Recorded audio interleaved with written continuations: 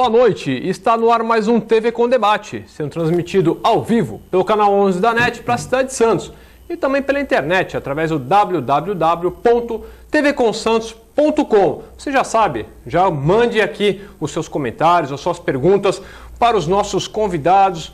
Convidado, comentarista, ligue aqui para a produção. Telefone 2138-4677, 2138-4677. E você que está visitando, que vai visitar algum familiar seu ou está indo para São Vicente e Praia Grande, lembre-se que também a nossa programação passa no canal 11 no sistema digital e também no canal 18 no sistema analógico. E nesta noite de quinta-feira, hoje é dia 10 de outubro de 2013, nós temos aqui a presença do Nívio Pérez, ele que é o primeiro secretário do Sindicato de Despachantes Aduaneiros.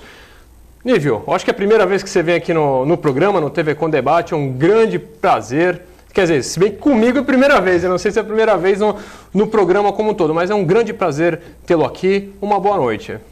Boa noite, telespectadores. Eu já estive em alguns outros programas.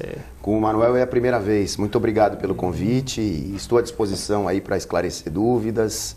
Fica à vontade. Muito obrigado. E para dividir nesse espaço tão democrático, essa bancada tão democrática, temos aqui ao nosso lado o doutor Heraldo José dos Santos. Heraldo, mais uma vez também um grande prazer tê-lo aqui conosco. Uma boa noite. Boa noite, Manuel. Boa noite, Nívio Pérez. A honra é toda minha de, mais uma vez, ser convidado para participar desse importante programa de debates aqui da televisão regional. Nívio, você parece que esse ano agora, dia 12 de novembro, nós vamos ter eleição no sindicato. E você é um dos candidatos à presidência.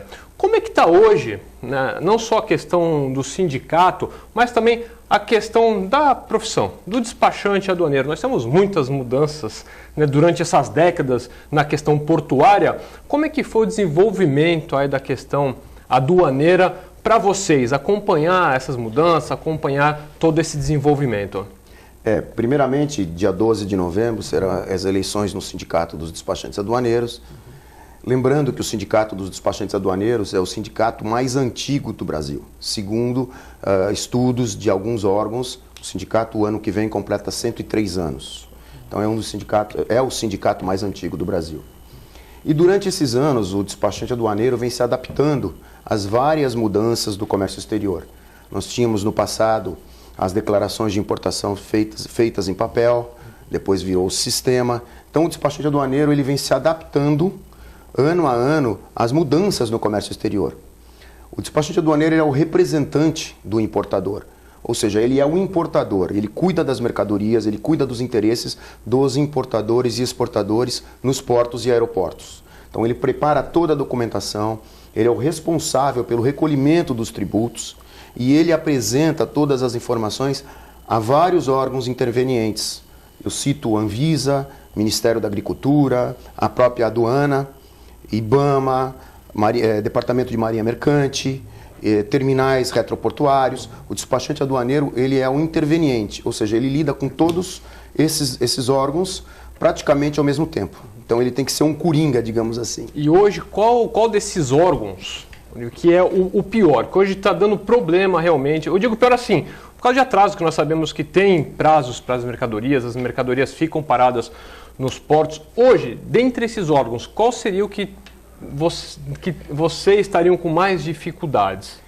Hoje um órgão que está criando alguns problemas para conseguir as licenças de importação é o Ministério da Saúde, a Anvisa. O que acontece? Nós fizemos várias reuniões com o pessoal da Anvisa em Santos e também em São Paulo, e eles têm falta de mão de obra, eles não têm técnico suficiente. Segundo o último comunicado, eles tinham 6 técnicos para atender navios e deferir uma média de 200 licenças de importação por dia. Então, o problema, na verdade, tem que ser resolvido em Brasília, porque o posto de Santos não tem gente suficiente para a demanda de serviços que tem. Isso já está sendo feito um trabalho através da Federação Nacional dos Despachantes, que congrega 12 sindicatos. Nós estamos fazendo um trabalho forte junto a entidades em Brasília. Fora isso, nós temos também uma cadeira dentro da CNC. A federação tem representatividade dentro da CNC. Estamos fazendo também um trabalho junto à CNC para que a Fiesp também tome as suas medidas e consiga em Brasília mais técnicos, mais fiscais para a Anvisa de Santos. Heraldo, é um ponto importante esse, né? Apesar de toda a atuação dos sindicatos, né, como disse o Nível, junto a esses órgãos ou a várias outras representações, fica complicado, né? Exatamente. Então, não só a Anvisa, mas como outros órgãos, emperrar a questão das importações por causa realmente da falta de pessoas para fazer essa fiscalização. Manoel, e dentro dessa mesma linha, eu queria aproveitar então a presença oportuna do Nível, né, e saber, porque o Porto passou por várias transformações. A primeira lá atrás, com a Lei 8.630, em 93, que foi o grande marco na alteração do trabalho portuário. E agora, mais recentemente, essa 12.815, agora de junho. Para o setor de vocês, para o despacho, alterou muita coisa? Porque o que a gente ouve falar sempre, a Codesp sempre divulgando aí recordes e mais recordes, o Porto cada vez com mais mercadorias, não só para importar como para exportar, e você acaba de revelar que a Anvisa tem uma escassez de mão de obra e sem a Anvisa, quer dizer, o navio fica parado muito mais tempo no porto. Quer dizer, afetou muito a área de vocês? Melhorou, modificou ou ainda falta muita coisa, Nível? Não, veja bem, são dois pontos. Primeiro, nós temos participado de algumas reuniões da Conaportos, junto com o pessoal de Codesp, com todas as entidades que atuam junto ao Porto em Santos. Então, o Porto ele vem se desenvolvendo. Hoje a Codesp está numa parte administrativa. Ela não cuida da parte operacional, ela administra. Essa parte operacional, hoje, quem está fazendo são os terminais retroportuários, os terminais portuários. O que acontece? Se desenvolveu muito, temos terminais muito eficientes hoje em Santos, que trabalham numa velocidade muito grande. E o que está emperrando hoje? O escoamento dessas cargas. Você tem visto várias reportagens a respeito da Cônigo Domênico Rangoni, da Anchieta. Então, isso é um dos entraves. O segundo entrave, qualquer mercadoria parada no porto, 1, 2, 3 dias, ela gera custo. E é isso que hoje todos nós combatemos. Nós queremos um porto enxuto, para que as mercadorias venham e saiam com velocidade. E este problema da Anvisa, para um segmento, o Sindusfarma e todas as empresas que atuam com a Anvisa, tem sofrido muito com esses atrasos. Muitas vezes nós temos contêineres refrigerados. E o custo de um container refrigerado no Porto de Santos é um absurdo. Então, por isso que nós estamos tentando fazer, Heraldo, esse trabalho junto a São Paulo, junto a Brasília, para que se venham mais funcionários para a Anvisa, para que eles tenham condições de nos atender. O normal seriam 24 a 48 horas um deferimento. Hoje eu cito como exemplo o MAPA, o Ministério da Agricultura, que hoje fiscaliza praticamente todos os containers no porto por questão da madeira. Hoje, todas as madeiras que vêm do Extremo Oriente e dos Estados Unidos e Canadá, elas têm que ser fiscalizadas por problemas de um inseto que pode vir dentro das madeiras. E o Ministério da Agricultura conseguiu, com os seus funcionários, dar um atendimento praticamente imediato. Em 24 horas nós conseguimos ter a liberação do container pelo Ministério da Agricultura. Então é essa excelência de trabalho que nós procuramos junto à Anvisa. Para além, lógico, das reuniões mensais que nós temos com o pessoal da aduana, com a chefia da aduana, sempre que possível levando novas informações de como é que está o movimento, de problemas, sempre tentando resolver em conjunto. Heraldo, inclusive essa questão toda, né, de você não ter esse pessoal, ter o problema das estradas, como disse o Nível, nós estamos aumentando a quantidade de terminais no nosso porto. Nós temos aí a BTP, que está próxima de começar a operação, nós temos a Brids, que está em sistema de licenciamento ambiental, tinha o Bagres, não sei como é que ficou, como é que vai ficar, mas tem o novo porto da Lemoa, então a Embraport também. Então nós temos chegando muitos terminais. O nosso calado hoje está com 13 metros e 90. E 90, tem que chegar a 15. Eles estão querendo fazer isso para entrar navios maiores, com containers maiores. Pode virar um caos, né, Heraldo? Sem dúvida, porque não se conseguiu ainda dar uma solução na questão da dragagem, porque está emperrado ali por conta de restrições e uma precaução grande do Ministério Público. Remover lá o fundo do mar ali, do nosso estuário, causa essa preocupação por causa do sedimento. e também já se aventou também a possibilidade de o próprio cais se tirar mais aquela lama toda, de ruir, né, os berços de atracação. Tem toda essa preocupação. E o contraponto é o crescimento constante, né, de mercadorias e de terminais privativos, que é uma outra questão. E eu emendaria nessa questão também, Lívio, se esse estrangulamento aqui das estradas, que faz com que o caminhão fique 4, 5, 6 dias aqui para embarcar uma carga, se já já estão sendo procurados outros portos, ou se essa realidade, esse fenômeno não é só aqui no Porto de Santos, se outros portos do país também enfrentam essa mesma problemática de gargalos. O Porto de Santos, Heraldo, por ser o maior da América Latina, ele tem uma certa facilidade da entrada e saída de navios. Então, a grande quantidade de carga que vem para o porto digamos, é a coisa principal. O exportador, hoje, ele não tem como armazenar essa carga. Então, o que ele está fazendo? Ele está colocando a carga em cima do caminhão e manda para o porto. Quando vai embarcar, como vai embarcar, não se sabe. Então, cria esse caos. Os caminhões parados na estrada. Hoje, a Prefeitura de Santos, junto com a de Cubatão, a do Guarujá, estão procurando saídas. Criou-se um pulmão, digamos assim, em Cubatão, onde esses caminhões vão ser represados para lá, mas hoje esse pulmão também não está dando conta do volume de cargas. É uma coisa muito, muito grande. Existe mais um problema, que esses navios, principalmente de grãos, soja e açúcar, eles não operam em tempo de chuva. E Santos já tem esse problema, chove muito. Então criou-se agora o primeiro terminal onde eles conseguiram fazer uma cobertura, mas é um terminal que ele está escoando essa carga. Então, o que acontece? O produtor da soja, ele não tem onde armazenar. O armazenamento dele é em cima de caminhões. Por isso que se diz que o caminhão virou um silo, né? Exatamente. O caminhão acabou virando um silo. Então, esse é um problema. Quanto à dragagem, a Codesp tem um cuidado muito grande, primeiro de ter todas as licenças, e depois, no costado, é feito todo um trabalho para que não aconteça a derrocada, como eles chamam, o desbarrancamento. Tá? Esse é um trabalho da Codesp. Ela tem esse cuidado. Então, esse risco de cair os piers, alguma coisa, não existe. Existe, sim, um problema com a dragagem, que eles têm um projeto de chegar a 15 metros. Foi feita uma licitação e a empresa que ganhou essa licitação não cumpriu 100% do que deveria ter cumprido. Então, eles estão vendo a segunda empresa da licitação para que ela consiga concluir os trabalhos dessa primeira. E nível, mas uma das preocupações, ou duas preocupações do Ministério Público do Meio Ambiente de Santos é aonde está sendo depositado, né, toda essa dragagem, todo esse sedimento que está sendo retirado do canal, e também a problemática da mudança de marés em relação à Ponta da Praia, em relação à Praia do Góis. Né?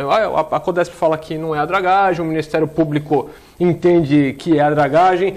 Esse impasse pode atrapalhar um pouco? São essas realmente algumas das questões? Porque é o que nós temos acesso de informação. Pode ser que não seja exatamente isso o grande problema, mas existem essas duas problemáticas hoje, né, com o Ministério Público do Meio Ambiente. Veja bem, a Codesp, ela cuida muito bem desses problemas. Ela tem autorização do IBAMA, ela tem todos os laudos de que a dragagem pode ser feita com segurança. Então, se a dragagem for continuar, ela está autorizada pelo IBAMA, que é o órgão que regula se pode ou não ser feita essa dragagem, entendeu? Então ela está sempre dentro das normas da legislação.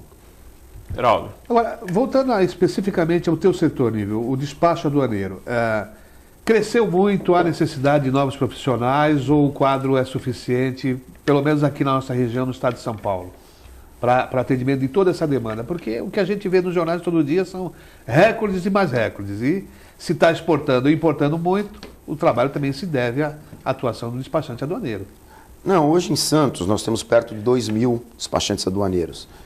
Eu acredito que atuando na área, 1.200, 1.300 despachantes aduaneiros, que são despachantes aduaneiros verdadeiros. Então, esses despachantes são bem treinados e eles têm condição de atender essa demanda sem problema nenhum. O despachante aduaneiro, eu costumo dizer que ele é um homem que cria-se, que ele se cria a cada momento, ele vai tendo uma metamorfose, ou seja, ele se transforma. A partir do momento que existe uma necessidade, ele consegue suprir aquela necessidade e mais, com muito boa vontade, com muita dedicação, ele se adapta e melhora ainda. Consegue trazer soluções para o comércio exterior. Ele é uma peça fundamental dentro dessa cadeia logística. E Nívio, como é que funciona? Tá certo que faz tempo que não vemos essa questão falada nos jornais, mas é o problema do pessoal dos Estados Unidos, da Europa, mandar lixo para cá, né? Não só lixo mesmo, mas também a questão do lixo hospitalar. Né? Em Santos eu não vi tanto, mas em alguns outros portos brasileiros tem esse problema. Aqui em Santos tem muito disso, não é divulgado. Como é que funciona essa questão? E como é que um outro país consegue despachar o lixo? Porque essa é uma pergunta, porque de repente você, como despachante, né, Heraldo? Você como despachante aduaneiro, você vai colocar lixo dentro do container e vai mandar para outro país? Como é que funciona essa questão da própria legislação? Veja bem, o lixo, principalmente o lixo hospitalar, ele é proibido. Hoje você não tem mais esse problema, porque os terminais estão trabalhando com scanner. Então, no momento em que o container desceu do navio, a própria aduana já tem um scanner de toda aquela mercadoria. Ele consegue verificar toda a mercadoria que vem dentro do container. Então, se acontecer de vir qualquer coisa irregular, a aduana já está sabendo. Ela já consegue bloquear o container, abrir o container, fazer a retenção e devolver ao país de origem. O despachante aduaneiro do exterior, a gente não sabe como trabalha.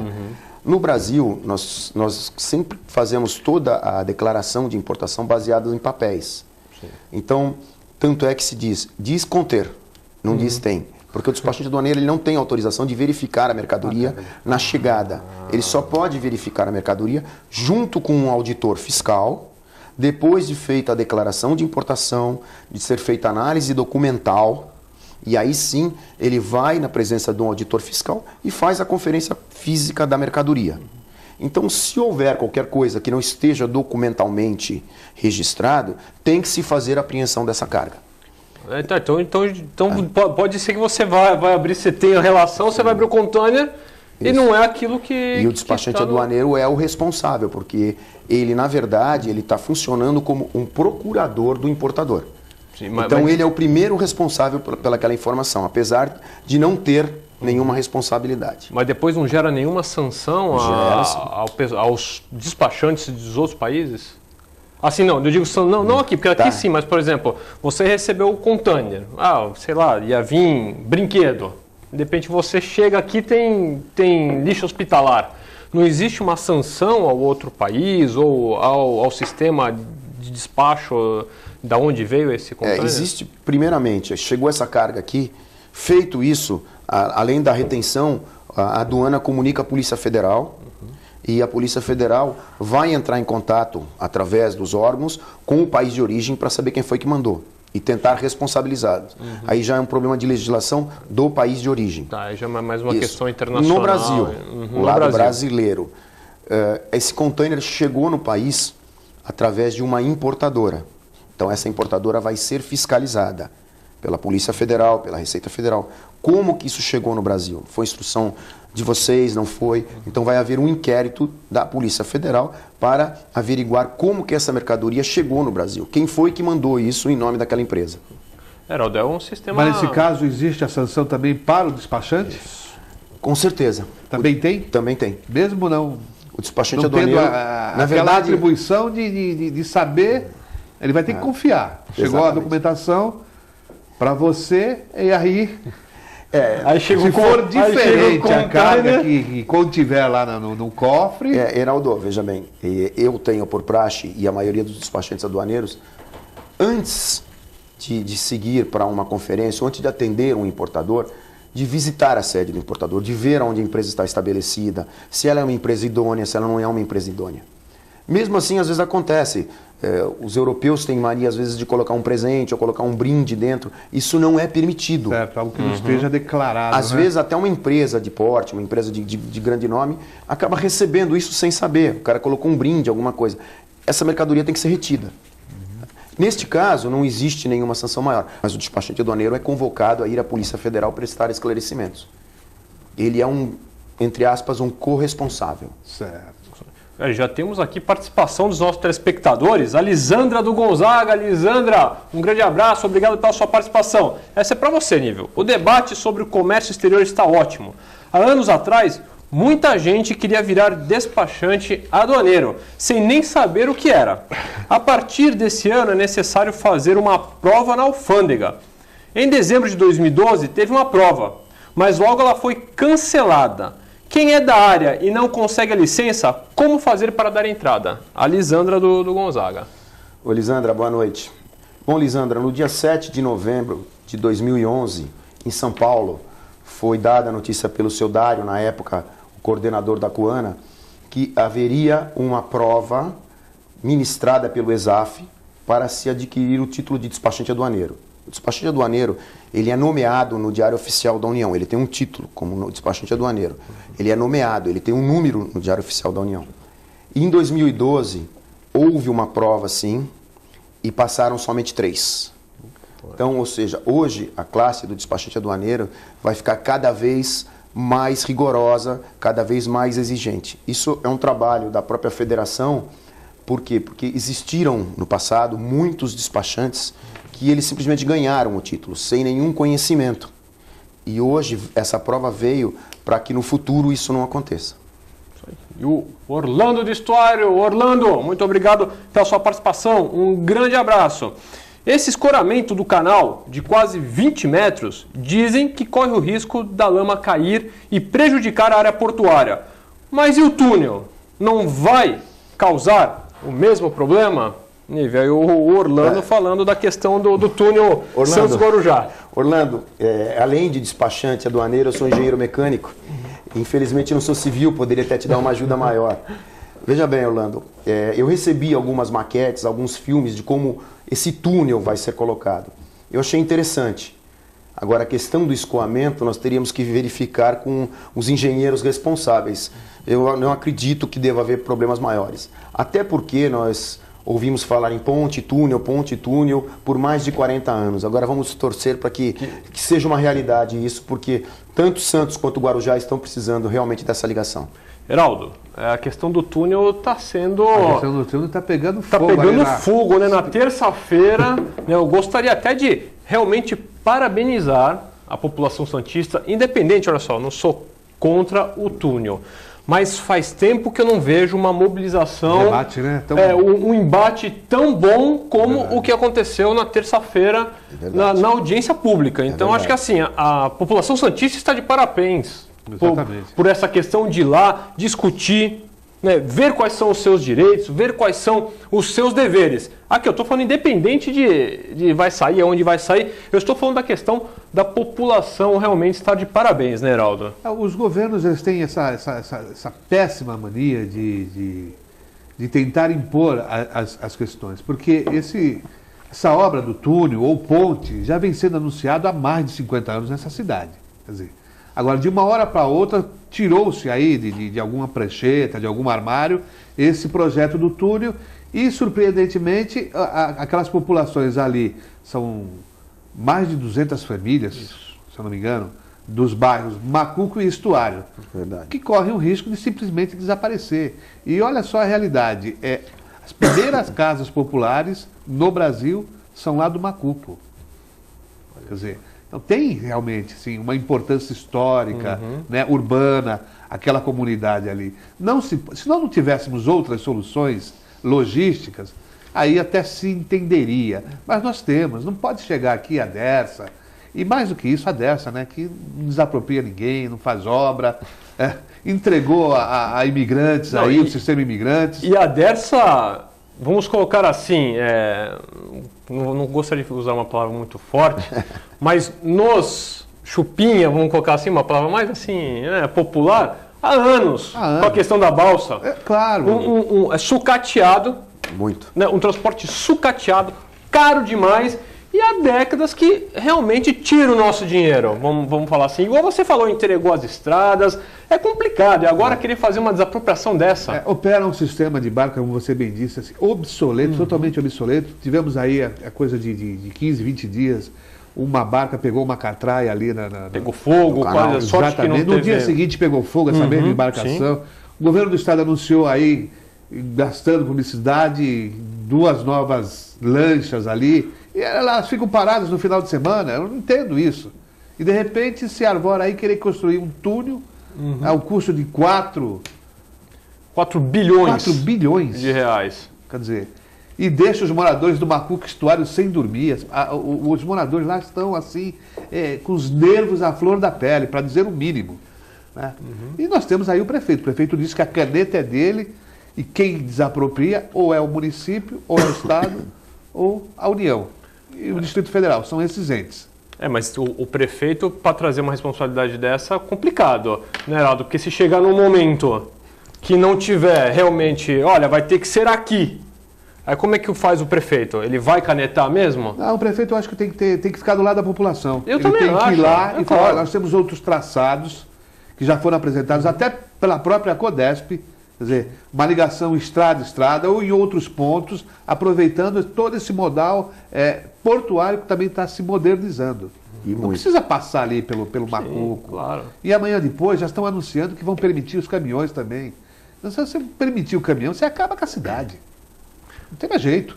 Nive, você que está lá dentro, assim, eu digo dentro ali na questão portuária, você escuta muito realmente qual seria o melhor ponto para fazer esse túnel? Eu digo assim, o que você ouviu, até mesmo uma opinião sua, porque você lá dentro, né, às vezes fica mais fácil de entender, de compreender, de falar, não, realmente aqui é melhor, lá é melhor. Não tem. Na verdade, o túnel ele seria mais para passagem de veículos. No modal portuário não vai afetar muito. Vai afetar sim, se puder, caminhões. Aí nós vamos ter um problema muito sério na cidade. Porque, como eu te disse, a Anchieta, hoje nós temos 2 pistas. Se os caminhões cortarem, não forem pela Cônigo Domênico Rangoni, resolverem vir para a cidade e para passar pelo túnel, nós teremos um caos aqui dentro. Nessa questão do caminhão passar pelo túnel, eu estou com o Heraldo, isso deveria ser proibido. Ele é feito para veículos. Hoje, a Imigrantes permite a descida somente de veículos, então o túnel também tem que ser somente para veículos. Quanto à questão da desapropriação, eu também acho que tem que ser feito um estudo, como o Heraldo, tem que ser feito um estudo. Tem pessoas que moram lá há 40, 50 anos e estão acostumados, são pessoas de idade, seria um pouco complicado removê-los. Mas que o túnel tem que sair, tem que sair. Claro. A ponte foi descartada por questões de logística. Veja, cada dia mais nós temos navios de passageiros cada vez mais altos. Então não teria um ângulo para esses navios passarem. E das chaminés, a temperatura que sai da chaminé é uma temperatura altíssima. Então, para além do limite da chaminé, você teria que ter pelo menos uns 15 metros a mais, para não haver problema na estrutura da ponte. Então a ponte foi totalmente descartada por esse motivo. Sim. E ela cria também um limitador ao porto, porque amanhã ou depois, se nós conseguirmos entrarmos com navios maiores, uma ponte ali vai ter um problema maior. Então o túnel é a melhor solução, mas tem esse problema da desapropriação que eu acho bastante preocupante. O Orlando, novamente, Orlando, um grande abraço, ele falou aqui, ó, eu também discursei no dia da audiência. Aquilo lá estava fervendo mesmo. Por que eles não levam o túnel para a Alemoa? Eu gostaria de ter ido, Orlando, mas eu estava aqui no programa exatamente no horário da audiência. Então a questão do Orlando, acho que nós já falamos aqui, né? Por que não levar para a Alemoa? Eu acho que é exatamente essa questão. Analisar esse outro ponto. O Nível deixou bem claro, ninguém é contra o túnel. Não, ninguém é contra uma ligação. Mas desde que se... tem que conciliar o interesse da população com a melhor logística, realmente. Eu recordo muito bem dessa situação quando a Unifesp estava pensando em ampliar ali o seu campus, ali na região da rua Silva Jardim, Campos Melo, aquele entorno. E de uma hora para outra os moradores também foram surpreendidos. Receberam uma carta, compareceram ali na Unifesp e numa reunião assim, entravam na sala e falaram, olha, o seu apartamento, a sua casa foi avaliada em 20, 30, 40 mil. Quer dizer, não era bem assim. Eu lembro que a minha mãe mora naquele trecho e um vizinho dela de prédio havia adquirido um apartamento financiado pela própria Caixa, pagou acho que 80 mil reais e a própria Caixa estava agora avaliando aquele mesmo imóvel em 50 mil reais. Ele falou, bom, então o que eu recebi eu não consigo pagar o que eu devo para vocês? Não, ele foi lesado, porque se fez uma avaliação do valor... quer dizer, uma avaliação indireta, não foram verificar, não foram nada. E se aquela população não se reunisse, não se organizasse, também teria saído. Mesma coisa. É isso aí, eu acho que a população realmente tem que se mobilizar para discutir mesmo. E se der para mudar, tem que mudar o túnel. Nós precisamos fazer um pequeno break. Nós temos mais participação aqui dos telespectadores. Na volta, continuo com vocês. Vocês fiquem aí, é um minutinho que nós já voltamos.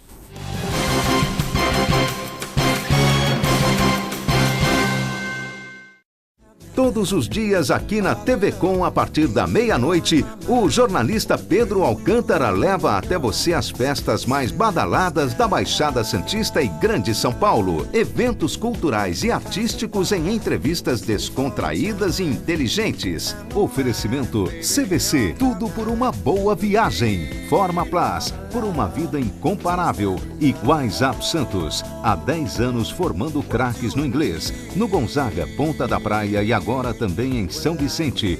Oficina Frota Vento. Conta com uma infraestrutura totalmente automatizada e com o que há de mais moderno em equipamentos e tecnologia, com serviços de funilaria, repintura, mecânica e eletricidade, além de oferecer diversos modelos de carros antigos para aluguel. Oficina Frota Vento, localizada na rua João Éboli, 57 em Santos.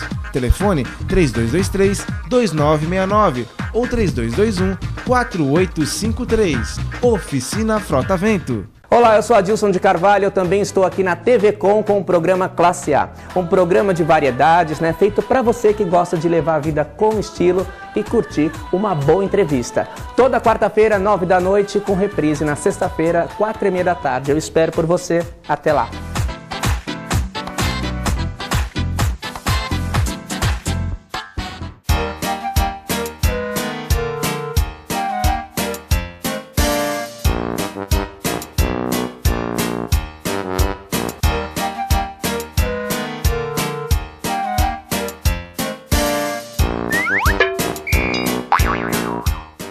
Acesse o site da TV Com e acompanhe a nossa transmissão em tempo real.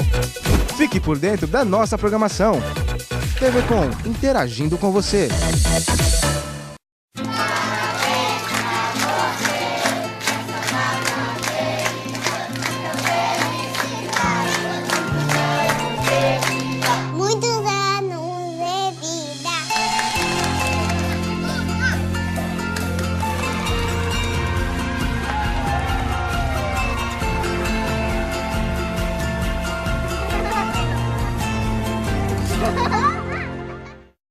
Se você quer algo diferente e está por dentro de tudo que acontece em sua cidade, mande dicas, sugestões de pauta pela nossa fanpage facebook.com/tvcom.santos. Interaja com a programação da sua TV Com.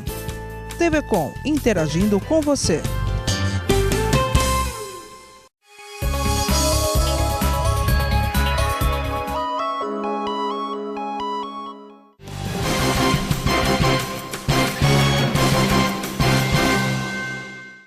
Estamos de volta com o TV Com Debate, nessa noite de quinta-feira, dia 10 de outubro de 2013, com a presença aqui do Nível Pérez e também do Heraldo José dos Santos. E continuando aqui com os nossos telespectadores, a Marcela do Gonzaga. Marcela, um grande abraço, obrigado pela sua participação. O doutor Heraldo informou que, aí tem entre aspas aqui, o transatlântico do governo do estado fica parado de final de semana.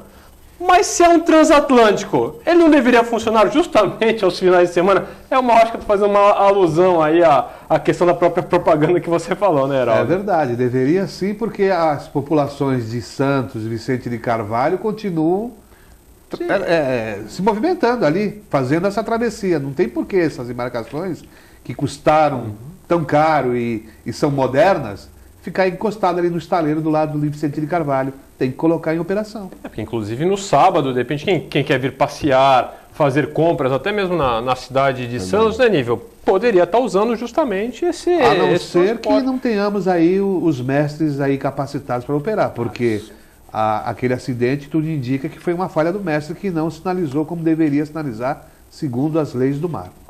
Nível, qual a sua opinião a respeito dessa questão dessas novas barcas, dessa questão dos catamarãs? Esses catamarãs são realmente bons para essa questão? Eu digo bons porque às vezes você tem um tipo de embarcação que de repente não é adequada, mas que eu acho que vai ser difícil. Como é que você vê essa questão dessas novas barcas, a operação, como disse o próprio Heraldo, falta de repente a especialidade para operar esse tipo de embarcação?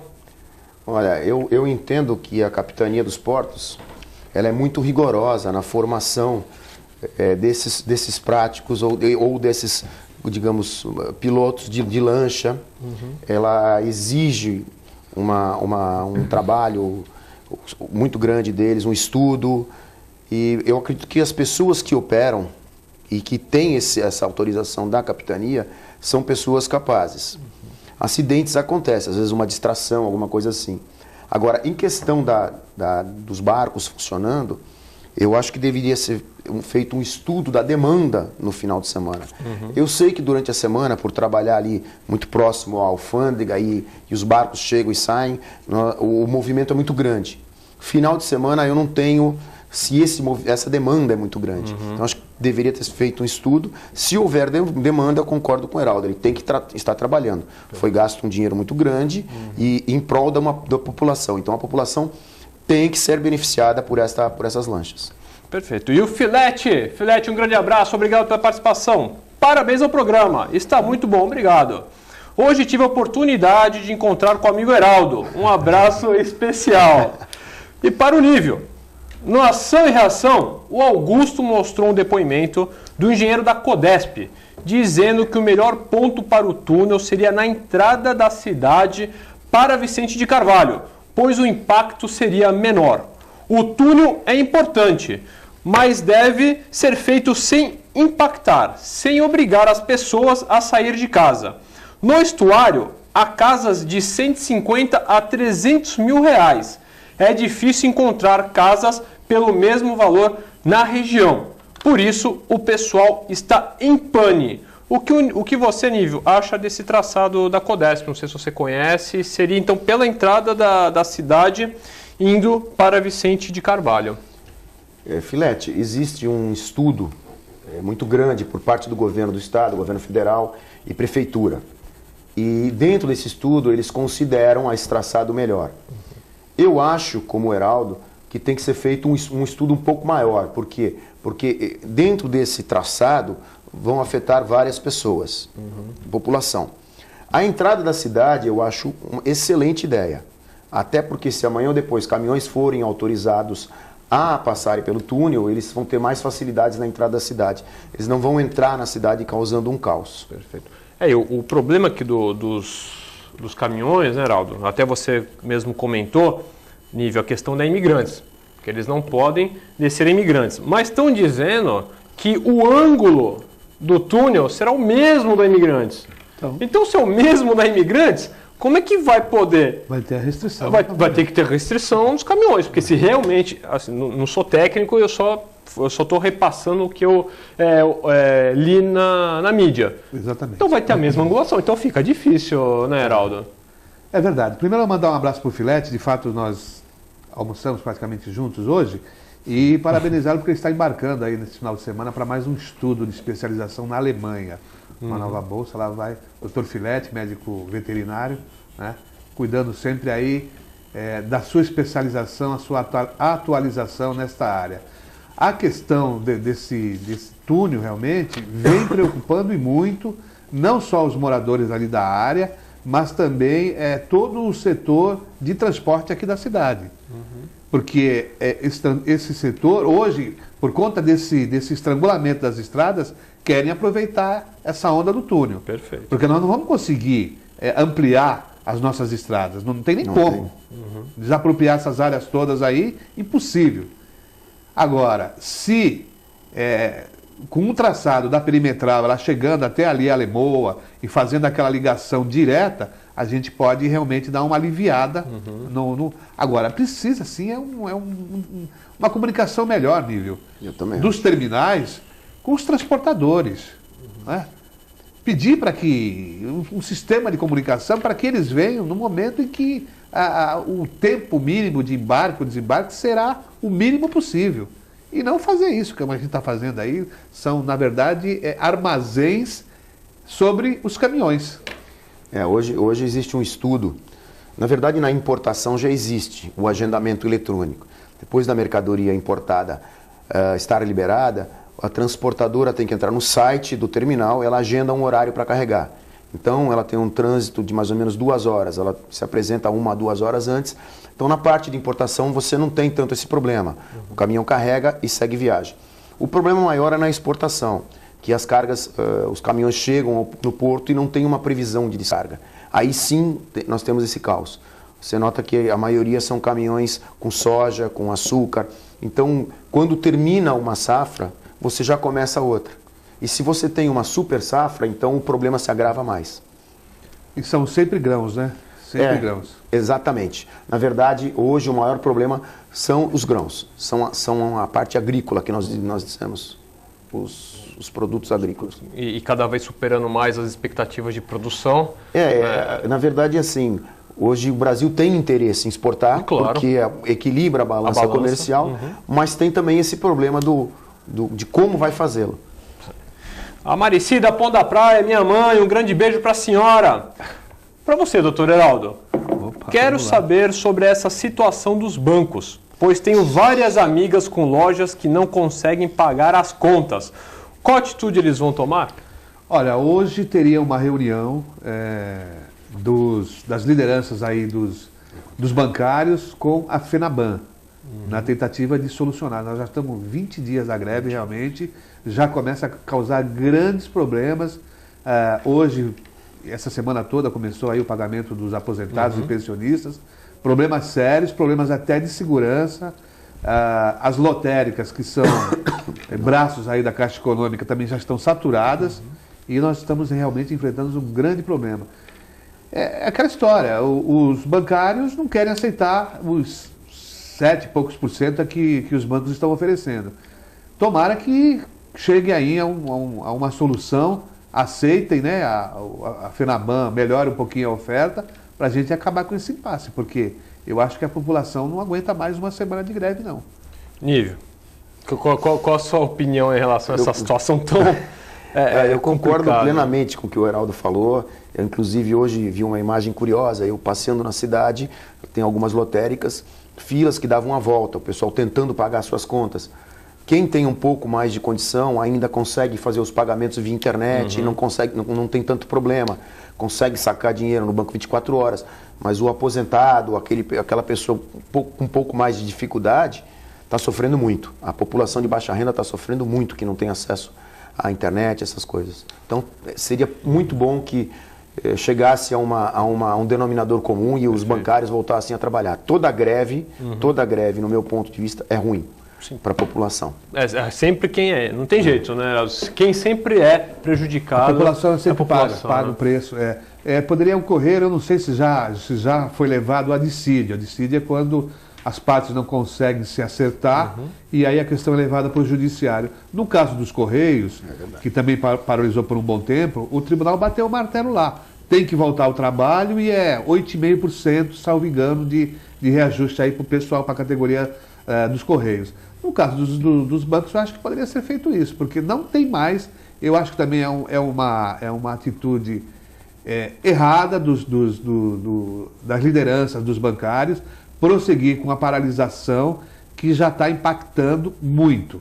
As pessoas acham e são solidárias no primeiro momento, mas depois começa a afetar a vida de todo mundo, porque as pessoas precisam de dinheiro e mesmo você tendo aí os caixas eletrônicos e internet, chega uma hora que você precisa do meio físico, dinheiro, e não tem como conseguir. Verdade. E hoje, eu não sei qual foi o desfecho, eu também não vou me lembrar em qual cidade do Brasil que foi, invadiram uma lotérica, estava com reféns, saiu tiroteio. Por quê? Porque os ladrões sabem que o dinheiro está lá. Está lá na lotérica, né? Então estão pagando todas as contas nesses pontos. A lotérica geralmente não tem segurança, né? Não tem porta giratória, não tem detetor de metal. A maioria não tem segurança armada em porta, então está sendo um alvo fácil justamente para as bandidagens. E outra, eu sofri uma saidinha do banco, vou explicar como, calma, não foi, ninguém me levou dinheiro. Mas eu fui num caixa automático fazer um depósito, acho que eu demorei 3 minutos no banco. Geralmente quando para o carro no estacionamento, você carimba, custa lá R$1,50. Me cobraram R$8. Da própria agência? 8. Eu falei, ainda falei pro cara que veio me cobrar. Eu falei, estou sofrendo uma saidinha de banco, porque... É um assalto mesmo. R$8, eu fiquei 3 minutos com o carro parado. Santos realmente está complicado. Que normalmente as agências terceirizam os estacionamentos, sim. e aí não, mas eu acho que você foi abusado. Mas até 1 hora é aquele precinho ali simbólico. Mas o precinho simbólico foi de R$8. Eu falei, não tá brincando. Ele me mostrou a placa. Não, olha, agora é R$8 qualquer um. Sim, porque não tem o carimbo do banco, mas né? Tem o... mas ele não quer saber, né? Ele falou, não. Ele falou, olha aqui, ó a placa aqui, R$8. Falei, Faltou bom senso aí para esse... não, agora eu vou a pé agora. Agora é mais fácil, né? É mais fácil. Mas a pé você chega mais rápido em qualquer lugar. Quase me atrasei aqui por causa do trânsito. E eu não vou falar de quem é a culpa por Santos estar assim. Né? Tem uma certa empresa aí que é a culpada disso tudo. Eu não vou falar que é a Petrobras, mas num outro programa eu explico para vocês. Pensei que era Piracicabana. Não, também. É tudo com P. Né? A Petrobras, a Piracicabana e todos os partidos políticos. E o ex-prefeito também com P. Com P também. Então nós estamos com problemas com P. Exatamente. Tá certo que aqui tem um telespectador, o Paulo Sérgio. Paulo, você não é problema, você é assíduo, um grande amigo nosso aqui. Já eu falo a sua pergunta. A Lisandra, novamente para você, Nível. Um grande abraço novamente também a ela. É verídico que quem já tem autorização de ajudante de despachante de 98 a 2000 não precisa mais fazer a prova da documentação para despachante? Se você der entrada, Lisandra, boa noite. Se você der entrada hoje, a Receita Federal vai indeferir, porque a partir de 2011, todo e qualquer ajudante que queira virar despachante, ele tem que prestar essa prova. Agora, existe uma discussão jurídica do direito adquirido. Aí o doutor Heraldo, melhor do que ninguém, advogado, pode explicar. O que nós sabemos hoje, pelo sindicato, é que qualquer processo que você dê entrada hoje, você é indeferido pela aduana. Agora, juridicamente, eu não sei como isso fica, Lisandra. Desculpa não poder te ajudar mais. Doutor Heraldo, conhece alguma questão nessa parte nessa área específica não, mas aí é uma questão que realmente vai suscitar bastante discussão jurídica, porque a pessoa que quer a condição de despachante, ele é ajudante hoje. E se na lei anterior, eu não conheço a fundo a lei anterior, ela traz essa condição de que aquele que durante determinado período exerceu a atividade como ajudante, se ele tem direito, aí se caracteriza o direito adquirido. Do contrário, não. Se veio a nova lei e diz que para ter acesso, se você se transformar num despachante aduaneiro, é preciso tais e tais requisitos, aí eu acho que o direito falece a ela, não tem como. Vai ter que submeter às novas regras. E deixa eu falar para você, Nível, como é que está a questão do trabalho feminino no porto? Né? Porque tem vários cursos aí de capacitação agora, eu acho que para a questão de fiscais, operadores. Como é que está? Não sei se, claro, tem crescido né? Tem crescido muito. As mulheres estão galgando cada vez mais cargos dentro de terminais, dentro de agências marítimas, dentro da própria aduana, através de concurso. Sim.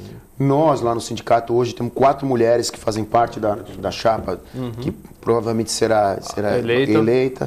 Então, assim, a mulher hoje está conseguindo o seu espaço numa área que no passado era somente masculina. A mulher hoje consegue entrar e entrar bem. Hoje você vai nos terminais, você vê a mulherada operando, junto aos despachantes. Cresceu muito o número de mulheres atuando na área de comércio exterior como despachante aduaneiro e como ajudante. Sim. Dentro dos terminais, dentro das agências, isso cresceu bastante. Dizem até que parabéns às mulheres, continuem assim. Não, só estou falando isso muito porque importante. Porque eu vi falar muito bem, viu, Heraldo? Porque diz que até elas são até algumas... Muito melhores que os homens, porque tem um certo cuidado, elas são... A mulher ela tem detalhes. Isso. Então perfeito. O homem, às vezes, ele é um pouco abrupto, ele quer fazer as coisas, e a mulher não, ela consegue ser um pouco mais detalhista. Então é muito importante que eu vejo assim, dentro da minha empresa, eu tenho mulheres que cuidam dessa área, que são meu braço direito. Por quê? Porque ela consegue pegar detalhes. Olha só, Heraldo, muito importante essa questão da participação da mulher. A presença feminina é sempre importante, né? E em qualquer área, né? Se predispõe a fazer, ela faz bem feito mesmo, como bem disse o Nívio. Agora, Nívio, só para a gente passar para o telespectador, a atividade do despachante aduaneiro, ele é um autônomo, né? Ou ele é, por exemplo, ele pode ser um funcionário do próprio terminal, ou não, ele vai ser sempre autônomo, ele vai ser sempre esse intermediário aí nas relações de importação e exportação? Veja bem, Heraldo, o despachante aduaneiro, perante a legislação, ele é um profissional autônomo. Existem alguns despachantes contratados por empresas para fazer o serviço de importação e exportação. E aí eles perdem a condição de autônomo. Perante a legislação aduaneira, perante a legislação do regime de tributação, do imposto de renda, o despachante aduaneiro, ele é um profissional autônomo, como médico, como dentista. Então ele tem que ser autônomo. Alguns trabalham como empregados, mais ou menos como médico, às vezes, que é um empregado de um hospital. Certo. Muito bem. O Paulo Sérgio do Boqueirão. Paulo Sérgio, um grande abraço, obrigado pela sua participação. Após nova reforma no Coliseu, será que dessa vez vão colocar o nome na fachada? Heraldo, Paulo Sérgio, porque não é só o Coliseu. Né? Outro dia nós estamos aqui discutindo até a questão do Palácio José Bonifácio, onde a prefeitura também não tem nenhuma indicação, nenhuma placa, né, Heraldo? Eu só recordo do Guarani. O Guarani tem. O Guarani tem. Porque já antigamente eles conseguiram reproduzir exatamente. Exato.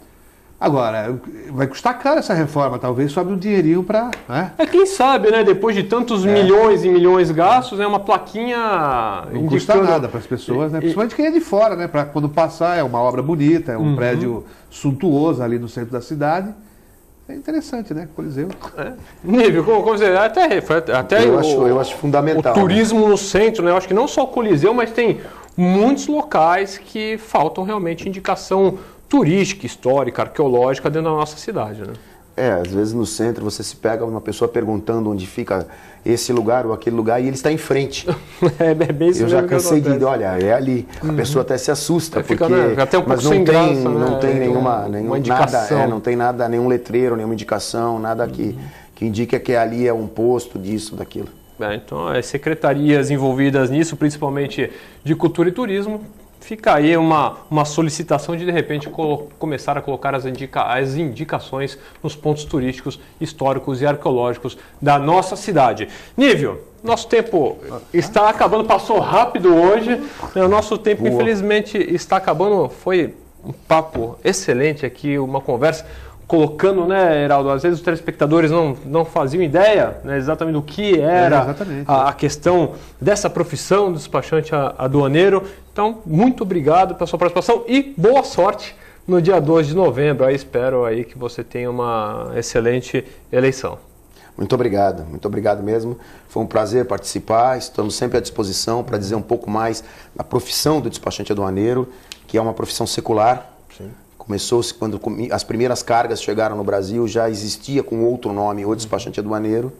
E hoje o sindicato tem uma preocupação muito grande de capacitar cada vez mais os despachantes aduaneiros, para eles conseguirem representar a classe de uma forma melhor junto aos órgãos intervenientes. Temos MBA, temos cursos de capacitação. A Unisantos hoje dá um MBA para despachante aduaneiro, então quem já tem a faculdade pode tirar um curso, estamos com a segunda turma. Interessante, pessoal. Temos cursos de capacitação, então, na verdade, a intenção do sindicato é essa, cada vez mais qualificar o profissional despachante aduaneiro. Vocês, os sindicatos, estão realmente de parabéns. Muito obrigado. Tá. Heraldo, mais uma vez, um grande prazer tê-lo aqui conosco, a sua brilhante participação é sempre muito bem-vinda. Uma boa noite. Eu que agradeço, Manuel, cumprimentar também o Nívio, que tem aí uma boa eleição aí no próximo dia 2. Obrigado. E para difundir mais, né? Nós estamos crescendo, evoluindo e o que a gente precisa é exatamente isso, né? Ouvir a população, ter bons profissionais, né? Profissionais de ponta como os despachantes que estão aí intermediando o crescimento e a evolução da nossa cidade. E a você, telespectador, mais uma vez, muito obrigado pela sua participação, sua audiência. Eu sempre falo aqui, vocês é que fazem o nosso programa. Deixo aqui o meu grande abraço e até amanhã com mais um TV Com Debate.